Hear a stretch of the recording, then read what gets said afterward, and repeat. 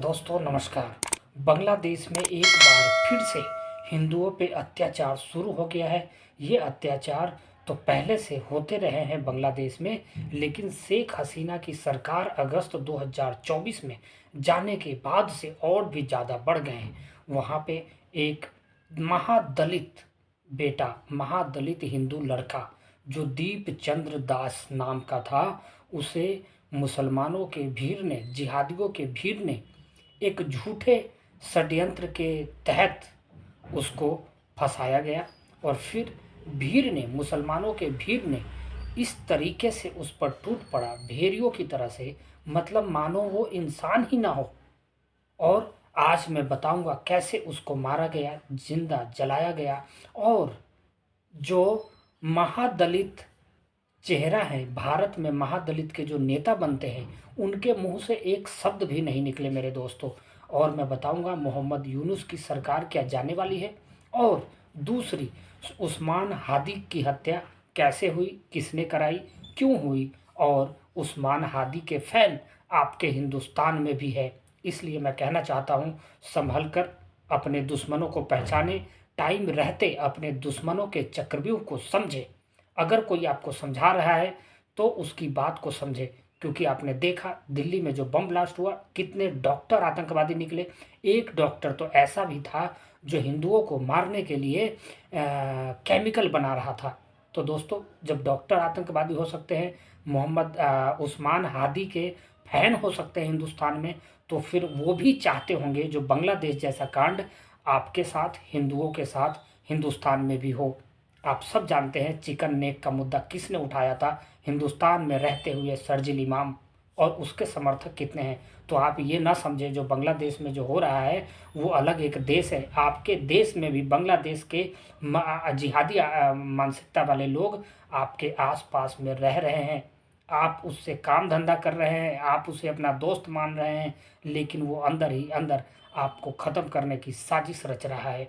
तो दोस्तों, आज मैं पहले आपको बताऊं, एक हिंदू महादलित बेटा दीपू चंद्र दास, वो एक कपड़े की फैक्ट्री में नौकरी करता था तालुका में। वहाँ पर उसके साथ में एक मुसलमान लड़का भी काम करता था, और वो मुसलमान लड़का दीपू चंद्र दास से चिढ़ा हुआ रहता था। वो उसको बार बार कहता था जो तुम टीका चंदन मत करो, पूजा पाठ मत करो, तुम मुस्लिम धर्म अपना लो, मेरे साथ नमाज पढ़ो, लेकिन वो ऐसा करने से मना कर देता था।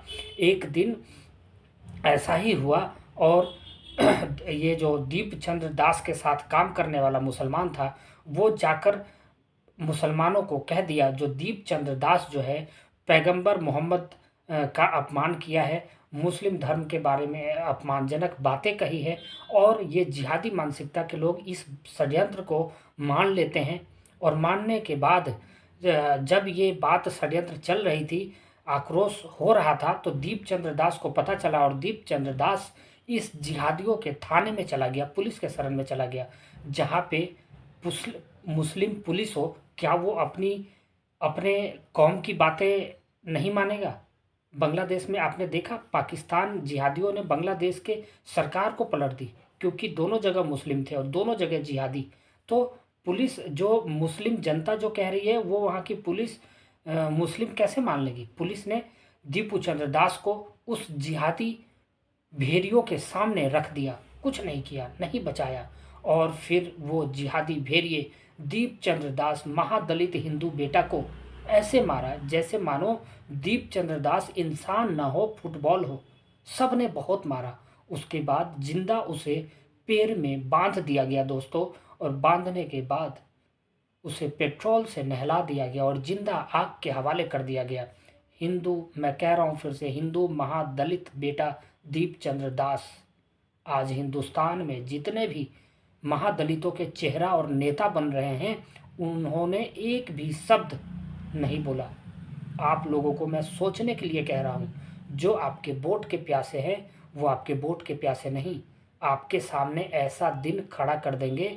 इसीलिए ना दलित में बटे, ना महादलित में बटे, ना स्वर्ण में बटे, ना किसी जाति में बटे। आप अगर बटेंगे तो एक एक करके कटेंगे, बाबा ने कहा था। इसलिए एक रहें, सेफ रहें, नेक रहें, और अपने दुश्मनों को हिंदुस्तान में टाइम रहते पहचान ले, नहीं तो आपके साथ भी ऐसी ही घटना घटती रहेगी जैसे बांग्लादेश में, पाकिस्तान में हिंदू की 8-8 9-9 साल की बेटी को उठा लिया जाता है और 60-60 साल के बांग्लादेशी जिहादी मुसलमान उसके साथ रेप करते हैं। आपने देखा होगा हिंदुस्तान में भी 6 साल 7 साल की 8 साल की लड़कियों के साथ रेप हो रहा है और ये जिहादी मानसिकता के लोग कर रहे हैं, यहाँ पे हिम्मत कर रहे हैं क्योंकि आप बटे हुए हैं। तो दोस्तों, दीपचंद दास की मौत हो गई, जिंदा जला दिया गया।